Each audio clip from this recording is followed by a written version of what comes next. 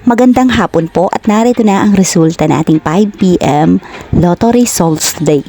Ngayong araw ng Saturday, January 17, 2026. At para po sa draw natin ngayon ay ang 3D Lotto at ang 2D Lotto. At para po sa Lotto More updates, pasubscribe na lang din po ako sa aking channel at pahit na din ng notification bell.